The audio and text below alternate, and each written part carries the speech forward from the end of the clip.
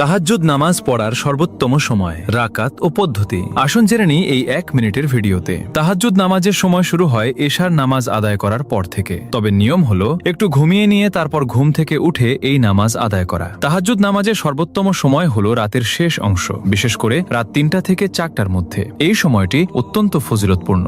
নিয়ত করবেন, আমি 2 রাকাত তাহাজ্জুদ নামাজ আদায় করার নিয়ত করছি। তাহাজ্জুদ নামাজ 2 রাকাত করে আদায় করতে হয়। এভাবে মোট 8 রাকাত নামাজ পড়া যায়। এই নামাজে নির্দিষ্ট কোনো সূরা নেই। আপনি আপনার সহজসাধ্য যে কোনো সূরা দিয়েই নামাজ আদায় করতে পারেন। যদি মাত্র 2টি সূরা মুখস্থ থাকে তাহলে সেই 2টি সূরা দিয়েই 2 রাকাত করে পুরো 8 রাকাত নামাজ আদায় করা সম্ভব। নামাজ শেষে মন খুলে দোয়া করুন, কারণ এই সময় করা দোয়া আল্লাহ তাআলা কবুল করেন। হাদিসে এসেছে, এই সময় মহান আল্লাহ তাআলা প্রথম আসমানে নেমে এসে ঘোষণা করেন, আছে কি আমার কোনো বান্দা যে আমার কাছে কিছু চাইবে, আমি তার দোয়া কবুল করব। এই ভিডিওটি শেয়ার করুন। আপনার একটি শেয়ারের মাধ্যমে যদি একজন মানুষও নামাজ পড়া শুরু করে তাহলে সেই সওয়াবে আপনিও অংশীদার হবেন।